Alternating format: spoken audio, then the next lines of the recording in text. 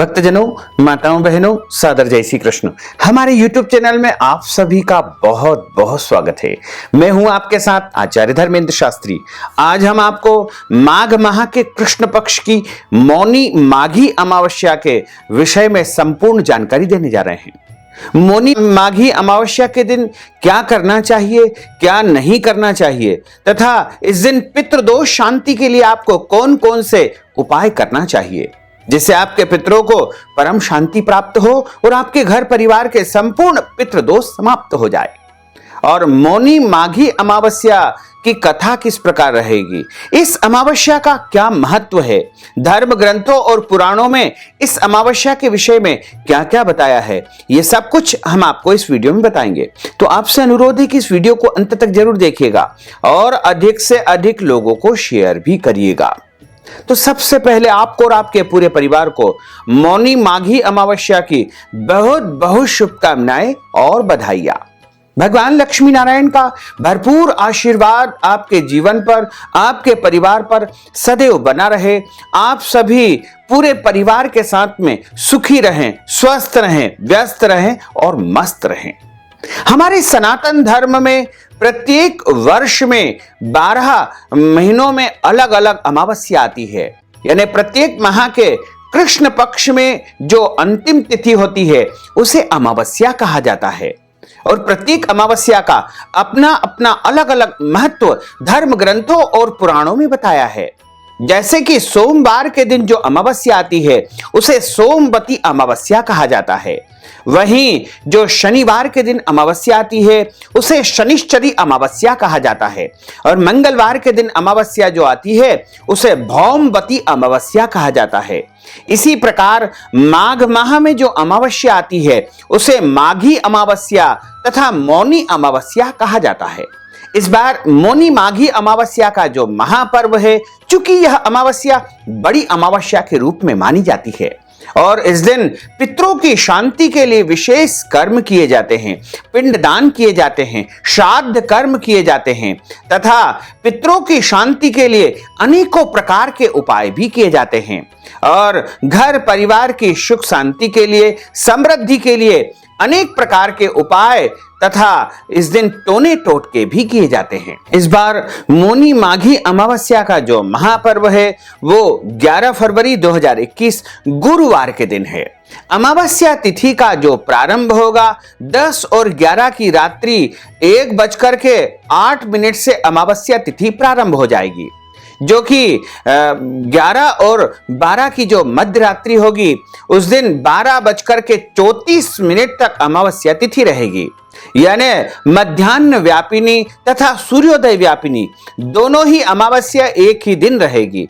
यानी 11 फरवरी 2021 गुरुवार के दिन ही मौनी माघी अमावस्या का महापर्व मनाया जाएगा। तो इस दिन आप पितरों के निमित्त कार्य संपन्न कर सकते हैं। इसके अलावा यदि आप प्रत्येक अमावस्या का व्रत रखते हैं या फिर अमावस्या के दिन ब्राह्मण को अन्न दान करते हैं, गौ दान करते हैं, वस्त्र दान करते हैं, सीधा सामान जैसे आटा, दाल, चावल इत्यादि वस्तुओं का दान करते हैं, तो वो सब कार्य आपको 11 फरवरी 2021 गुरुवार के दिन ही करना चाहिए। हमारे धर्म ग्रंथों और पुराणों में लिखा हुआ है कि अमावस्या जो तिथि होती है वो पितृ कर्म के लिए श्रेष्ठ मानी जाती है। इसके अलावा माघी अमावस्या है, तो माघी अमावस्या है तो तीर्थ में स्नान करने का इस दिन महान पुण्य फल प्राप्त होता है। रामचरितमानस में तुलसीदास जी ने कहा है कि माघ मकर गत रवि जब होई, तीर्थ पतहि आव सब कोई। यानी माघ माह में जब सूर्य देवता मकर राशि में प्रवेश करते हैं उसके बाद तीर्थराज प्रयागराज में समस्त देवता स्वर्ग लोक से वेश बदल करके अनेकों रूपों में तीर्थराज प्रयाग में आकर के त्रिवेणी में स्नान करते हैं। गंगा, यमुना, सरस्वती के पवित्र जल से सारे देवता वहां आकर के स्नान करते हैं। ऐसे में यदि आप भी त्रिवेणी में जाकर के यानी तीर्थराज प्रयागराज में जाकर के स्नान करेंगे तो आपके जन्म जन्मांतर के पाप दोष नष्ट हो जाएंगे। यदि आप तीर्थराज प्रयाग में इस दिन नहीं जा सकते हैं तो अपने घर में ही आप तीर्थ जल से स्नान करेंगे तो वही पुण्य फल आपको प्राप्त हो सकेगा। तो यदि आप तीर्थ जल का संपूर्ण पुण्य फल प्राप्त करना चाहते हैं तो आप 11 फरवरी 2021 माघी मौनी अमावस्या के दिन यदि प्रातः काल ब्रह्म मुहूर्त में, ब्रह्म मुहूर्त का अर्थ होता है प्रातः काल 4 बजे से लेकर के 6 बजे के पहले पहले आपको पवित्र जल से स्नान करना चाहिए। यानी गंगा जी के जल से या फिर गंगोत्री के जल से या फिर नर्मदा जी के जल से या फिर गोदावरी जी के जल से या कोई भी पवित्र जल से यदि आप अपने घर में ही स्नान करेंगे तो आपको तीर्थ स्नान का संपूर्ण पुण्य फल प्राप्त हो सकेगा। इसके बाद आपको सूर्य भगवान को जल अर्पित करना चाहिए तथा मध्याह्न काल के समय, मध्याह्न काल का अर्थ होता है प्रातः काल 10:45 से मध्याह्न काल प्रारंभ होगा, तो दोपहर 2 बजे तक मध्याह्न काल रहेगा। मध्याह्न काल के दौरान कुशा और दूध तथा काले तिल या सफेद तिल कोई भी लेकर के पितरों को आपको जलांजलि प्रदान करना चाहिए, इन्हें पितरों के निमित्त तर्पण करना चाहिए। तर्पण आप अपने पितरों का नाम और गोत्र बोल करके कर सकते हैं, लेकिन हमेशा ध्यान रखना चाहिए कि जब हम देवताओं को जल प्रदान करते हैं तो हमारे हाथ की मुद्रा यह होना चाहिए, यानी भगवान सूर्यदेव को जब हम जल अर्पित करें तो इसी मुद्रा से जल अर्पित करें। और जब हम ऋषियों को, संतों को या फिर अन्य जो संत महात्मा को जल अर्पित करते हैं या सप्त ऋषि को या फिर अन्य जो है महापुरुषों को जल अर्पित करते हैं तो उनको दोनों हाथ के बीच से जल अर्पित किया जाता है। जल ऊपर लेकर के इस प्रकार बीच से छोड़ा जाता है। और जब हम हमारे पितरों को जल अर्पित करते हैं यानी पितृदोष शांति के लिए जब हम जल अर्पण करेंगे तो वह अंगूठे के माध्यम से इस प्रकार पितृ तीर्थ से जल अर्पित किया जाता है। यानी हाथ में आपको कुशा रखना चाहिए, काले तिल सफेद तिल रखना चाहिए, गंगा जल और पवित्र नदियों का जल आपको लेकर के इस प्रकार की मुद्रा से तीर्थ जो है पर्व से आपको पितरों को जल अर्पित करना चाहिए। अंगूठी के माध्यम से कुशा के द्वारा और इसमें तिल और अन्य जो सामग्री होती है कच्चा दूध इत्यादि लेकर के पितरों को जल अर्पित किया जाता है। इस प्रकार पितरों को आपको उस दिन जलांजलि प्रदान करना चाहिए जिससे पितरों को परम शांति प्राप्त होती है। इसके अलावा यदि आप चाहते हैं कि आपके घर परिवार के पितृ दोष समाप्त हो जाए तो आपको प्रातःकालीन वेला में जल्दी उठ करके स्नान आदि नित्य कर्म से निवृत्त होकर के सूर्य भगवान को जल चढ़ाने के पश्चात अपने घर के देवी देवताओं का पूजन करने के बाद एक लोटे में आपको कच्चा दूध, गंगा जल, शक्कर इत्यादि मिलाकर के पीपल के पेड़ में आपको चढ़ा देना चाहिए। ऐसा करने से भी आपके पितरों को परम शांति प्राप्त होगी और आपके पितृ प्रसन्न हो जाएंगे और आपको भरपूर आशीर्वाद प्रदान करेंगे। यदि आपके पितृ अतृप्त रह जाते हैं तो उनकी आत्माएं निरंतर आपके घर के आसपास वायु रूप में भ्रमण करती है। जब उनकी आत्माएं भ्रमण करती है तो आपके घर में पितृदोष निर्मित हो जाता है।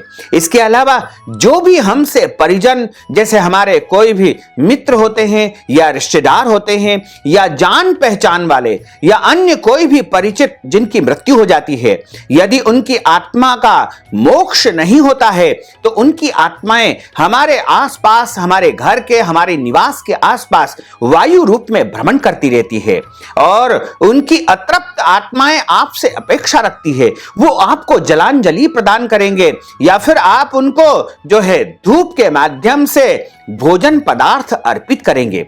वो आपसे ऐसी अपेक्षा लेकर के आपके आसपास भ्रमण करते रहते हैं।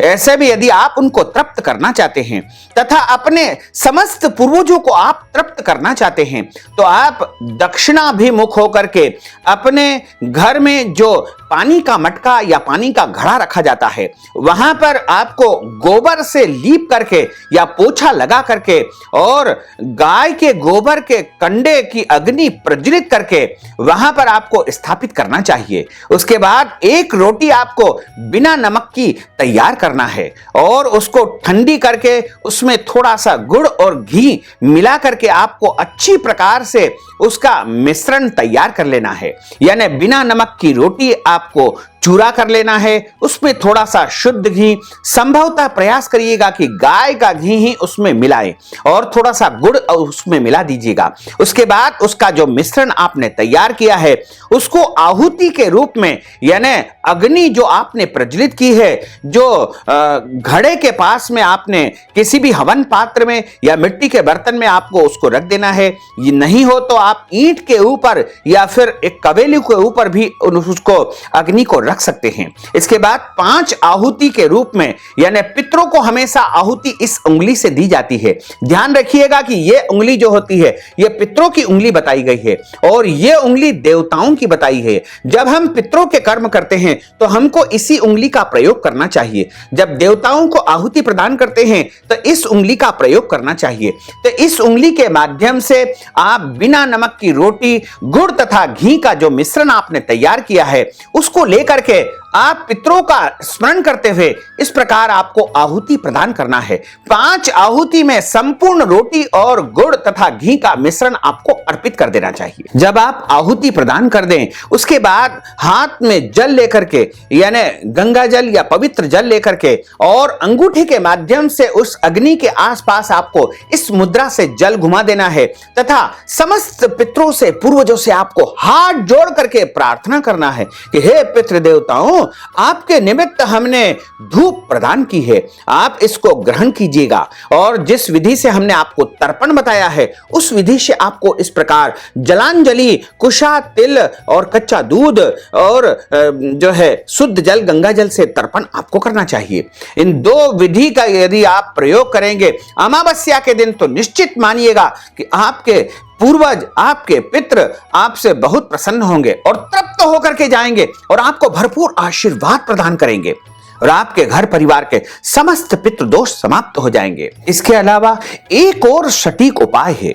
यदि आप अपने पितरों को प्रसन्न करना चाहते हैं तो आप अपने दोनों हाथों की अंजलि में चावल रखिएगा, इसमें नारियल रखिएगा और इस नारियल तथा चावल को आपको शिवलिंग के ऊपर अर्पित कर देना चाहिए। इसी मुद्रा में अर्पित करके हाथ जोड़ करके प्रार्थना करिएगा।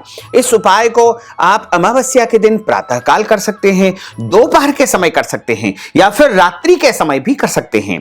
इसके अलावा अमावस्या की रात्रि में जो कोई भी भक्तजन शिव मंदिर में जाकर के शुद्ध घी का दीपक जलाता है उसके जन्म जन्मांतर के पितृदोष समाप्त हो जाते हैं। इसके अलावा अमावस्या के दिन ब्राह्मणों को भोजन करवाना चाहिए, क्योंकि ब्रह्म वाक्य जनार्दन, यानी ब्राह्मण के शरीर में, ब्रह्म के मुख में जो है भगवान विष्णु का वास माना जाता है।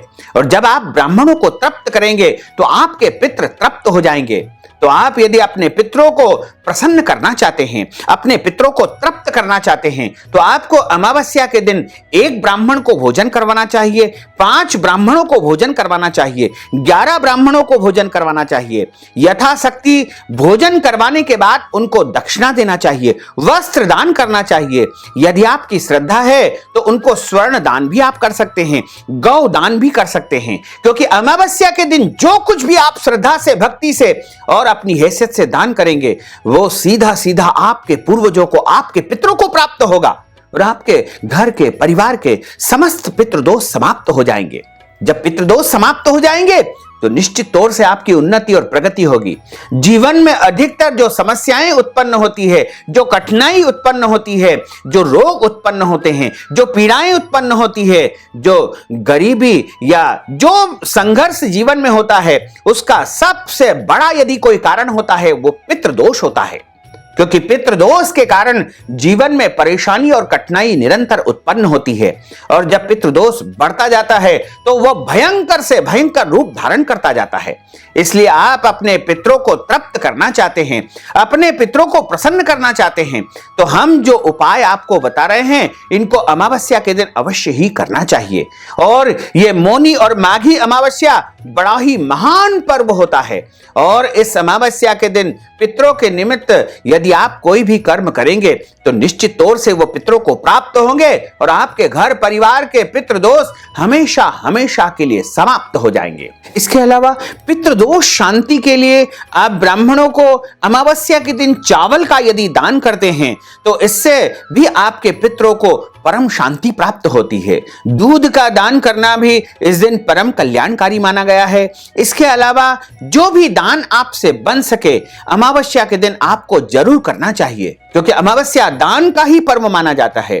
और अधिकस्य अधिकम फलम, यानी जितना अधिक हम दान करेंगे लेकिन हमारी हैसियत के अनुसार हमको दान करना चाहिए। मनुष्य अपने जीवन में जो कुछ भी अर्जित करता है, जो कुछ भी कमाता है, उसका 10वां हिस्सा उसे दान कर्म में लगाना चाहिए, पुण्य कर्म में लगाना चाहिए, तभी उसका धन पवित्र होता है। इसलिए आपसे जो भी बन सके, जो भी आपकी श्रद्धा हो, उसके अनुसार आपको अमावस्या के दिन ब्राह्मणों को दान अवश्य करना चाहिए। यदि आप दान पुण्य करेंगे तो निश्चित तौर से आपके पितृदोष समाप्त हो जाएंगे और आपके घर परिवार में किसी भी प्रकार की कोई कमी नहीं आएगी और आपके घर में सुख शांति समृद्धि का वास हो सकेगा। मौनी और माघी अमावस्या बड़ी अमावस्या मानी जाती है और इस दिन प्रत्येक मनुष्य को ध्यान रखना चाहिए कि किसी भी गरीब या जरूरतमंद व्यक्ति को जो है इस दिन सताना नहीं चाहिए, उसका अपमान नहीं करना चाहिए और इस दिन किसी भी जीव जंतु को भी त्रास नहीं देना चाहिए। इस दिन गौ माता की सेवा भी करना चाहिए, गौ माता को हरी घास खिलाना चाहिए या गौ माता की सेवा के लिए दान पुण्य भी करना चाहिए। इसके अलावा इस दिन आपको झूठ नहीं बोलना चाहिए, अमावस्या के दिन क्रोध नहीं करना चाहिए, अमावस्या के दिन परिवार के सदस्यों को आपस में लड़ाई झगड़ा या वाद विवाद नहीं करना चाहिए। अमावस्या के दिन घर के बड़े बुजुर्गों का अपमान नहीं करना चाहिए, साधु संतों का अपमान नहीं करना चाहिए तथा देवताओं और शास्त्रों की भी निंदा इस दिन नहीं करना चाहिए। और अमावस्या के दिन विवाहित दंपत्ति यानी पति पत्नी को ब्रह्मचर्य व्रत का पालन करना चाहिए। इसके अलावा अमावस्या के दिन किसी भी पेड़ पौधों को काटना नहीं चाहिए और अमावस्या के दिन पृथ्वी को खोदना नहीं चाहिए और अमावस्या के दिन घर आए हुए किसी भी याचक या मांगने वाले को अपमान करके भगाना नहीं चाहिए। अपनी श्रद्धा और भक्ति के अनुसार, अपनी हैसियत के अनुसार कुछ न कुछ दान पुण्य अवश्य ही करना चाहिए। अमावस्या के दिन आपको कोई भी ऐसा काम नहीं करना चाहिए जिससे किसी प्राणी को दुख पहुंचे, कष्ट पहुंचे। इस प्रकार अमावस्या के दिन परम शांति के साथ में आपको पूरा दिन व्यतीत करना चाहिए। अमावस्या का दिन बड़ा ही परम कल्याणकारी दिन होता है और इस दिन आप जितना भी पुण्य करेंगे, दान करेंगे, वह आपको जो है महान पुण्य फल देने वाला होता है, क्योंकि मौनी और माघी अमावस्या एक ऐसी अमावस्या है जिस दिन आपको दिया गया दान जो है हजारों हजार अश्वमेध यज्ञ का फल प्रदान करेगा। इसके अलावा इस दिन दान करने से मनुष्य के जन्म जन्मांतर के पाप दोष नष्ट हो जाते हैं, पीड़ाएं नष्ट हो जाती है और मनुष्य को जो है उसके पुण्यों का पूरा पूरा फल प्राप्त होता है। यानी जो भी पुण्य कर्म करेंगे उसका पूरा पूरा पुण्य फल आपको प्राप्त हो सकेगा। तो यदि आप तीर्थ में जाकर के पुण्य कर्म करते हैं तो निश्चित तौर से आपको पूरा पूरा पुण्य फल प्राप्त होगा। यदि आप तीर्थ में नहीं जा सकते हैं तो आप अपने घर बैठकर अपने पितरों के निमित्त जो है पूजन करें, तर्पण करें, पिंड दान करें, उनका श्राद्ध करें, तर्पण करें, सपिंडी श्राद्ध करें, महालया श्राद्ध करें या फिर पितृदोष शांति के उपाय भी इस दिन आप कर सकते हैं या काल सर्प दोष शांति के उपाय भी इस दिन कर सकते हैं। यदि आपकी जन्म कुंडली में पितृदोष है, काल सर्प दोष है, तो आप उसके लिए भी इस दिन अनुष्ठान संपन्न करवा सकते हैं। इसके अलावा अन्य कोई भी इस प्रकार के दोष आपकी कुंडली में मौजूद है तो आपको इनकी शांति इस दिन करवाना चाहिए, क्योंकि इस दिन आप जो भी शांति के उपाय करेंगे वह आपको पूरा पूरा पुण्य फल प्रदान करेंगे। तो यदि आप अपने घर बैठ करके पितरों के निमित्त कर्म करेंगे, दान करेंगे, पुण्य करेंगे, तो आपको पूरा पूरा पुण्य फल प्राप्त हो सकेगा। तो यदि आप अपने पितरों के निमित्त ब्राह्मण भोजन करवाना चाहते हैं, या अन्न दान करना चाहते हैं, या फिर गौ दान करना चाहते हैं, या फिर आप अन्य कोई भी वस्तु का दान जैसे चावल का दान करना चाहते हैं, दूध का दान करना चाहते हैं, या फिर अन्य कोई भी दान पुण्य मौनी माघी अमावस्या के निमित्त यदि आप करना चाहते हैं, तो आप नगद राशि के रूप में हमारे पेटीएम के माध्यम से, गूगल पे के माध्यम से, फोन पे के माध्यम से या अकाउंट नंबर के माध्यम से सीधे सीधे धन राशि हमें पहुंचा करके अपना नाम तथा गोत्र हमें बता करके मौनी माघी अमावस्या का पूरा पूरा पुण्य फल प्राप्त कर सकते हैं। तो आपसे अनुरोध है कि इस ज्ञानवर्धक वीडियो को अधिक से अधिक लोगों को शेयर करिएगा, लाइक करिएगा, कमेंट करिएगा, और यदि अभी तक आपने सब्सक्राइब नहीं किया तो अभी और इसी समय सब्सक्राइब अवश्य कर लीजिए। आपको और आपके पूरे परिवार को सादर जय श्री कृष्ण, सादर धन्यवाद।